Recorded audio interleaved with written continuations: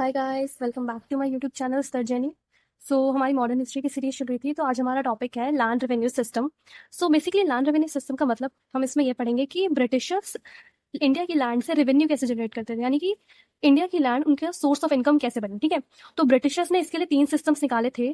तो मतलब बेसिकली ये सिस्टम जो है वो अपने आप का टाइम टू टाइम एक मॉडिफाइड वर्जन है। ठीक है, so these are permanent settlement, Ryotwari system and Mahalwari system. So let us discuss about each one by one. सबसे पहला आता है परमानेंट सेटलमेंट, जिसको हम कहते हैं इस्तमरारी स्थायी बंदोबस्त। ठीक है, ये कहाँ कहाँ इंट्रोड्यूस हुआ? ये हुआ Bengal, Bihar, Orissa and district of Banaras और नॉर्दर्न डिस्ट्रिक्ट ऑफ मद्रास। किसने करा? By Lord Cornwallis in 1790। ठीक है, इसकी प्लानिंग किसने करी? जॉन शोर ने।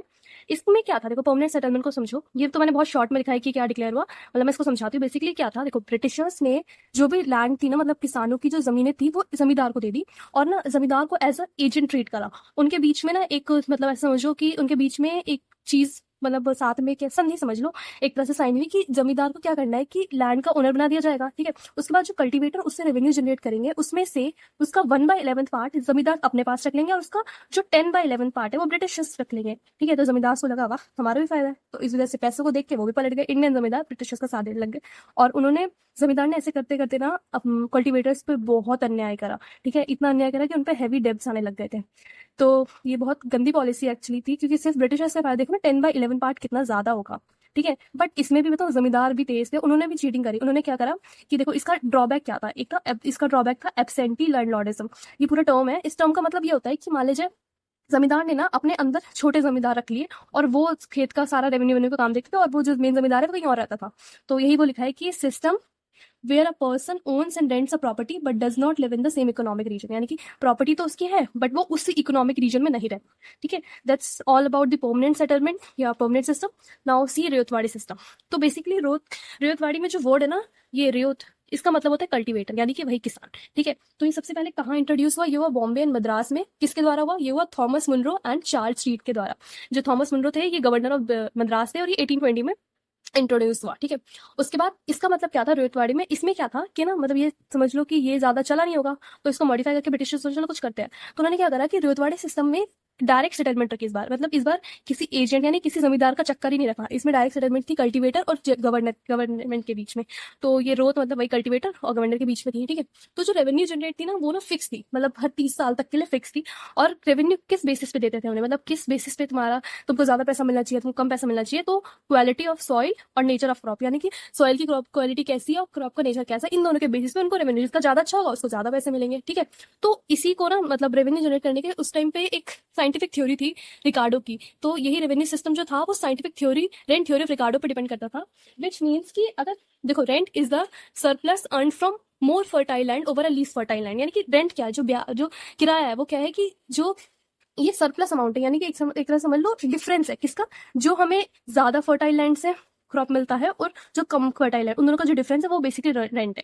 ये थ्योरी थी, तो इन्हीं को सोच के ब्रिटिशर्स ने रेवेन्यू सिस्टम रेतवाड़ी सिस्टम में रखा। ठीक है, उसके बाद क्या था कि देखो, इसका ड्रॉबैक हमने ये पढ़ा। इसका ड्रॉबैक देखो क्या, इसका ड्रॉबैक ये है कि क्या कहते हैं, जो पोजीशन थी ना वो गवर्नमेंट की, मतलब उन्होंने अपने आप को एज अ, बाद में वो धीरे, स्टार्टिंग में तो सब सही चला और बाद में उन्होंने क्या करा, वो लोग अपने आप को जमींदार मानने लगे। जो गवर्नर, मतलब गवर्नमेंट थी, वो अपने आप को जमींदार मानने लगी और हाई रेवेन्यू लेने लग गई लोगों से। मतलब स्टार्टिंग में तो सब सही, सब चंगा चल रहा था, लोग बड़े खुश, किसान भी, मतलब उनको स्टेबिलिटी मिल गई थी लाइफ में। बट बाद में उन्होंने हैवी वो लेना शुरू करा ना रेवेन्यू, उनसे हैवी टैक्स वगैरह लेना शुरू करा, तो किसानों के साथ बहुत अन्याय हुआ। ठीक है, तो ये सिस्टम भी फेल हुआ, ये सिस्टम भी फेल हुआ। अब now next let's study about next system, that is Mahalwari system.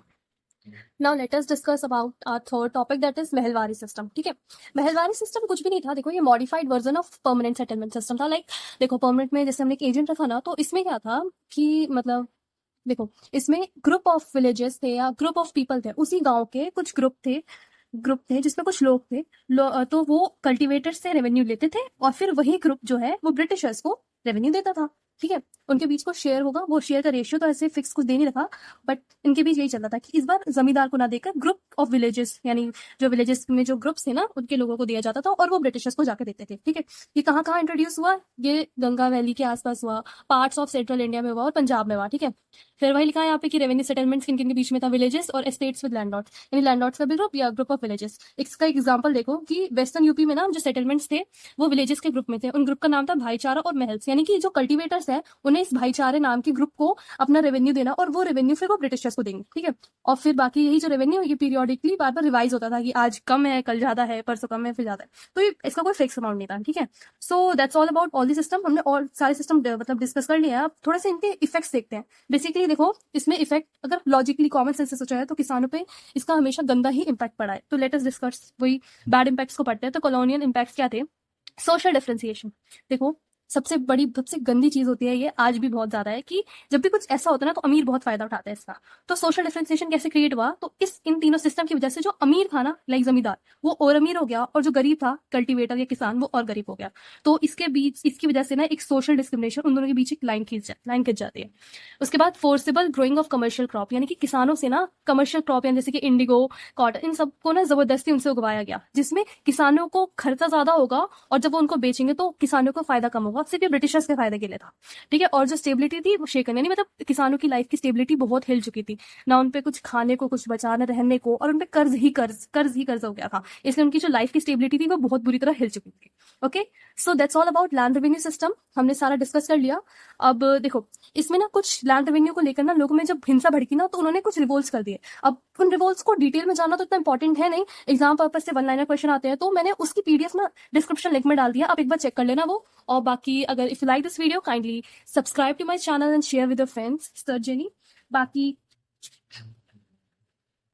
In the next video we will discuss about some social reforms. Okay, वो बहुत इंपॉर्टेंट टॉपिक है, मजा आएगा पढ़ने में। Okay, so bye bye, see you next.